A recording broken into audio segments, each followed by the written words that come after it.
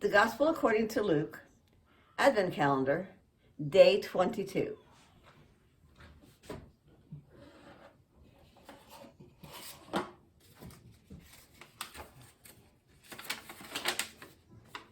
Chapter 22. Supper, Sneaking, and Swords. The Passover was not many days away. The Passover what? Passover is a Jewish festival, so every Jew in Jerusalem would have been getting ready to celebrate it. They'd been celebrating Passover for hundreds and hundreds of years by having a special meal that reminded them of when their very ancient family was set free from Egypt. You can read all about it in the Bible, if you have one, and by having a look at Exodus chapter 12. By now, the chief priests and important temple people were so desperate to get rid of Jesus. They were worried he was going to start turning people against them, and then they'd have even bigger problems to deal with. But then the devil got to Judas, one of Jesus' 12 disciples, and persuaded him to do something that would change everything. So Judas went to see the people who wanted to get rid of Jesus, and together they made a sneaky plan. Judas ended up with a nice pile of money for his trouble, and so he agreed to find a time and place when Jesus would be away from the crowds so that he could be captured. Passover arrived, and everyone started to get ready. The first thing they needed to do was sort out the lamb for the meal. So Jesus asked Peter and John to go and make a start. But they said, "Where are we going to eat? Where should we go and set everything up?" "When you go into town, you'll see a man carrying a huge jar of water. Follow him. And when he gets to his house, tell the owner that your teacher wants to know where he can celebrate the Passover with his friends. Then he'll take you upstairs and show you a room where you can get everything ready." Sure enough, when Peter and John got into town, everything happened just like Jesus said it would, which was probably a good thing. Otherwise, Peter and John might have looked pretty strange. Later on, when it was time for the Passover meal, Jesus and his friends sat down to eat. But just before they started, Jesus said something. "I've been really looking forward to having this meal with you guys before everything starts to happen. I'm going to suffer soon, and I won't get to have a meal like this until we're all together with God."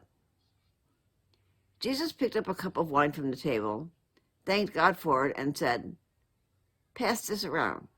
Share it.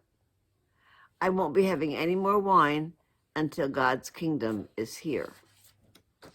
Then Jesus picked up some of the bread from the table and thanked God for that too.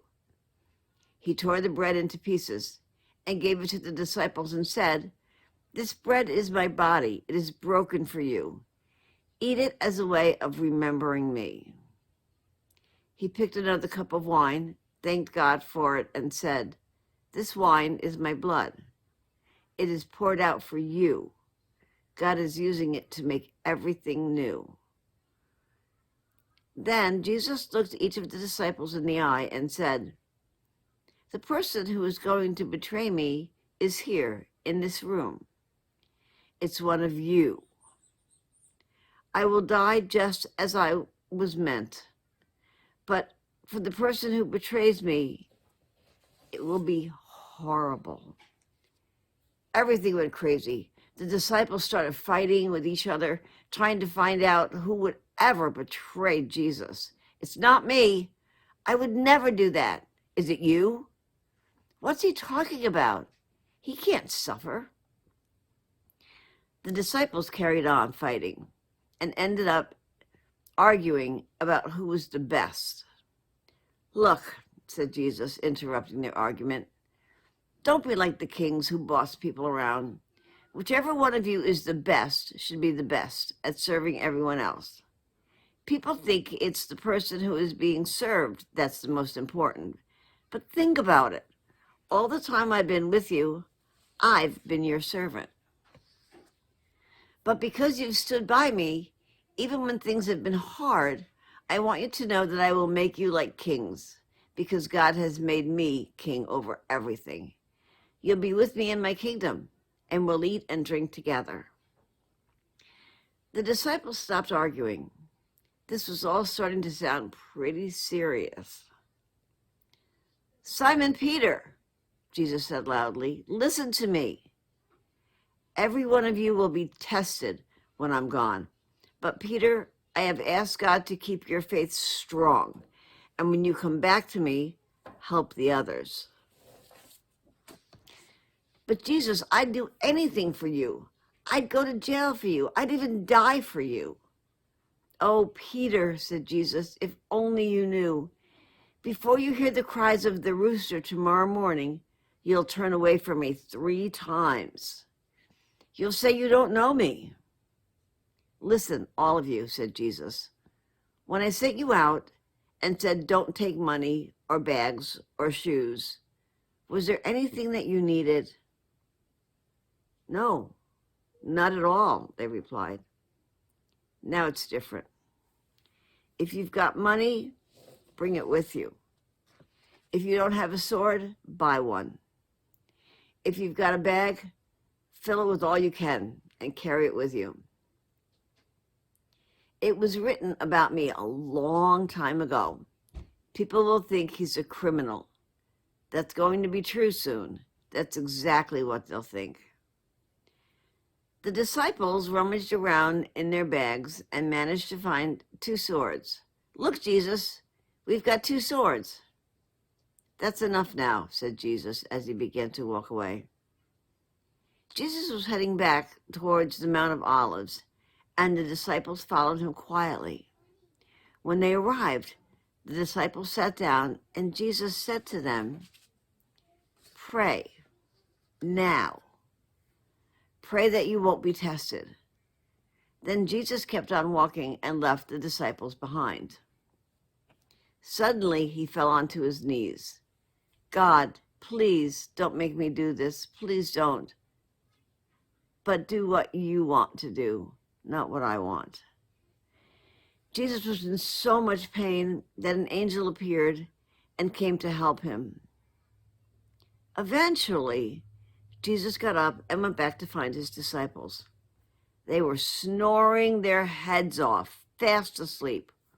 Why are you asleep? He said. Why are you not praying? Wake up now and pray that you won't be tested. Jesus was still trying to wake the disciples when a crowd of people appeared in the distance. They were getting closer pretty quickly. And as they did, it became clear that there was one man out in front. The disciples squinted at him. It looked like, but it couldn't be. Could it? It was. It was Judas. Judas came strolling over and gave Jesus an enormous hug and planted a great big kiss on his cheek. But there was a strange look on his face. Judas, you are betraying the Messiah with a kiss? And then it dawned on the disciples. It had been Judas all along. Jesus was about to be arrested and taken away. They grabbed their swords and ran toward the crowd. Shall we attack him, Jesus? Shall we use our swords? No, stop. That's enough, said Jesus as people from the crowd grabbed hold of him. But it was too late for one of the crowd. Someone had swung their sword at him and cut his ear clean off. Ew. Jesus simply reached out and touched the man's head, and his ear was instantly healed. Jesus spoke to the crowd as they tried to lead him away. Why are you arresting me like this? Why did you bring all these swords and weapons to hurt me? Why are you treating me like a criminal? I was there every day in the temple. You could have taken me away whenever you wanted. Why now? Why like this? This is the time. Now the darkness is in control. They led Jesus away. Peter waited until the crowd had gone off ahead, and then he followed them all the way to the house of the high priest. Once Jesus had disappeared from view, Peter snuck inside. After a while, Peter noticed some people were lighting a fire in the courtyard, so he went over to join them and sat quietly trying to get warm. The people around the fire kept looking at him. Peter buried his face in his cloak. "He was with Jesus," one of the women announced. "I was not. I've never even met him," mumbled Peter into his cloak. Later on, someone else said, "Hey, you're that guy who was with Jesus, aren't you? You're one of those disciple people." "No, I'm not," said Peter. "Stop saying that I am." But then, about an hour later, someone else spoke up. "Look at him. He's clearly from Galilee, and that's where that Jesus guy came from. Of course he knows him, don't you?" Peter stood up and shouted, "I don't know him. Leave me alone." And then, just as Peter finished talking, he heard it. A rooster crying out loudly, just like Jesus said, "Cock-a-doodle-doo, cock-a-doodle-doo." Peter turned and saw Jesus over the other side of the courtyard. Jesus was looking straight back at him. Peter couldn't stand it. He couldn't stand knowing what he'd just done. He turned and ran away as fast as he could, with tears streaming down his face. Meanwhile, the guards who were keeping an eye on Jesus started to bully him. They kicked and punched and called him names. They'd even put a blindfold on him and then took turns hitting him in the face. "Go on then," they jeered. "Tell us who it was that hit you." Cock-a-doodle-doo. After a pretty awful night, the morning came and Jesus was dragged before all the important temple people. "Tell us then, are you the Messiah?" they sneered. "If I said I was, you'd say I wasn't," replied Jesus. "If I asked you a question, you'd ignore me.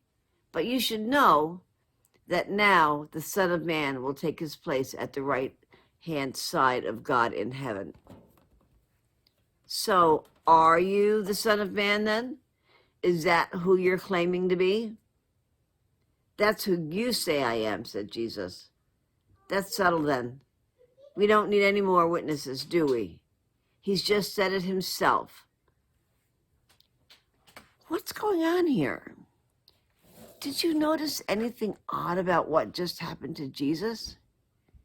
Write your thoughts down, and I'll see you tomorrow.